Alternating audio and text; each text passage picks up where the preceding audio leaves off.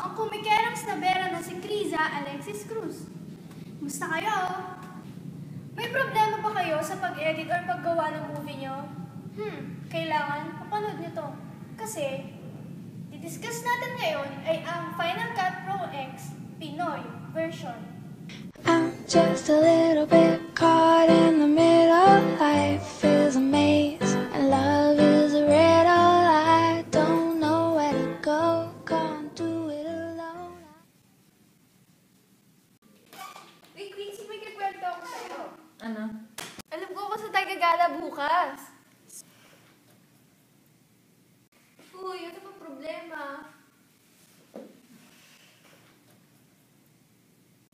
Ano nga? May ipapasa kasing movie, hindi ko pa natatapos. Bukas na kaya ipapasa yun. Ang hirap kasi nung ginagamit namin. Hindi ko alam kung paano gamitin yung program na yan. Yun lang ba, Quincy, yung problema mo? Alam mo, may alam akong application na siguradong madali lang gamitin pero magiging maganda ang quality ng movie mo. Siguradong hindi ka mamamroblema. Kaya panoorin mo ang tutorial na to. Ang Final Cut Pro X.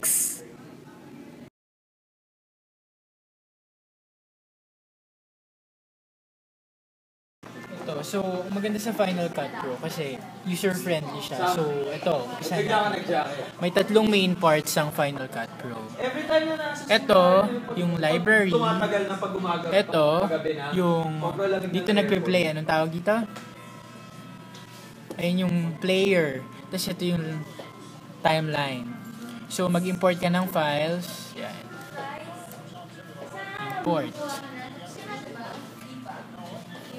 Tapos create new project. Then name the project. So ito, para makaselect ka ng clip, click mo sa middle para maselect mo ng buo. Pero kung gusto mong mag-select ng portion lang ng clip, i-drag mo from the starting point to the end point. Then drag it to the timeline. Diba? Tapos, ayan, diba, nakikita mo gumagalaw rin yung sa may player. Sa may player, dito. Habang ginaganyan mo, dito. Tawag dyan skimming. Pwede mong i-off yan. Pag i-off mo yan, click mo to. So, kapag ginanyan mo, hindi na siya nag-skim. Yun. Galing na estudyante yun ah. Teka lang. Parang gusto ko rin gumawa ng sarili kong movie or short video. Sige, punta ka ng Geek Center, gagawa ko ng sakin. Bye! Since naging interested din ako sa paggawa ng movie or short skit ko, sinubukan ko rin gumamit ng Final Cut Pro X. At sinubukan ko rin gumawa. Eto na. Tulad nga ng sabi ng isang student kanina, may 3 main parts or areas ang Final Cut Pro X. Ito ang event browser sa banda dito, ang viewer, at syempre, ang timeline. Gusto ko na magsimula. Ito na. I-click ko ang import files para makuha yung mga videos or clips na gusto kong gamitin. Yan, lumabas na yung pagkukuhanan ko ng mga clips ko. So, kukunin ko siya sa photos, sa last import. Tapos, isa-select all ko siya. Like this. Tapos, click import. Ayan. Nandito na siya sa event browser. Ngayon, pwede naman tayo mag-drag ng clips sa timeline. Katulad na lang.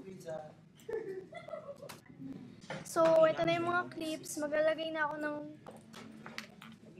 clips ko sa timeline. So, kung gusto nyo ilagay yung whole clip, click nyo lang isang beses, tapos drag sa timeline. So, ito na siya. Yan, ito na siya. Pero kung gusto nyo naman na selected parts lang ng clip, yung mapunta or isama sa movie nyo, drag nyo lang. Like this. Yan, tapos pili ng clip. So, ayan, tapos drag natin ulit dito sa timeline. Ayan. By the way, yung timeline, magnetic siya. So, it means na kapag nakaselect na tayo ng clip, automatically siyang nagsasnap sa previous clip na nilagay niyo sa timeline. So, ayan na siya. Ngayon, gusto ko naman maging maganda yung cinematography ko. So, ang gagawin ko ay mag-trim ako. So, ititrim ko yung first clip. Ayan, titrim ko siya. Ayan, na-trim na siya. And then, kapag pinlay natin, magiging ganito.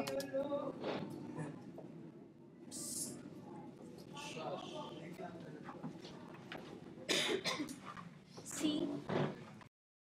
So, paano pala pag ayokong nakadikit yung pinili yung clip sa previous clip? So, ayoko siya nakasnap. Ganito lang siya. See this? Yan. Yan. So, gusto ko siyang ihiwalay katulad nito. Dito yun galing. Kanina, nakaselect tool lang tayo. Yan, bumabalik siya sa dati niyang pwesto. Pero pag pinili yung position tool, yan, yung clip, yan, drag mo na lang siya kung saan mo siya gusto ilagay. As easy as that. Play nga natin.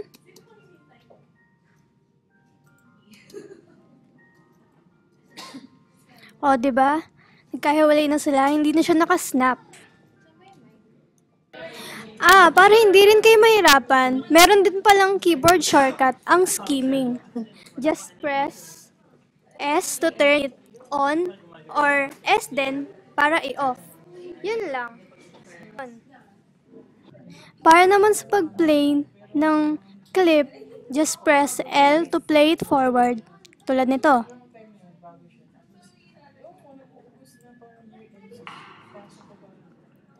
Press K to stop. And press J to play it backward or in reverse.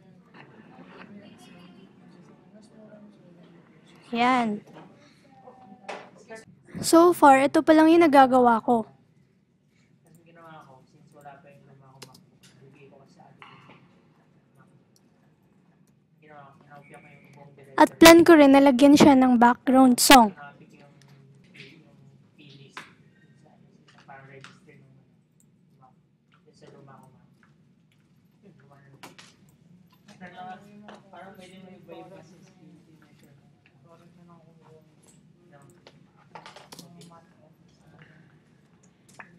Just a little bit caught in the middle. Life is a maze, and love is a riddle. I don't know where to go, can't do it alone. I try, but I don't know why.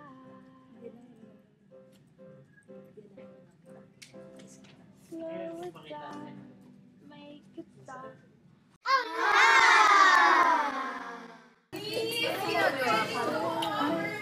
Nag-e-edit na nga ako eh. Ito yung mga natutunan ko sa pinanood kong tutorial.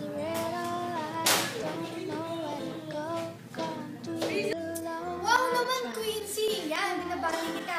Sigurado hindi ka na mahirapan gumawa ng movie mo. And, kala mo ikaw lang marunong ha? Siyempre, ako rin. Pero sana, hindi lang si Quincy ako may natutunan. Sana, kayo. Sana may natutunan rin kayo sa tutorial na yun. At, ayan, may natapos na naman isang episode. Oras na para magpaalam muli. Ako, si Criza Alexis Cruz, ang komikerong Isnabera na nagsasabing, kapag maganda ka, mabulin ka. Kapag mayaman ka, sikat ka. At kapag kamukha kita, mag-artista ka. Joke lang! Hanggang sa muli! Paalam! Bye-bye!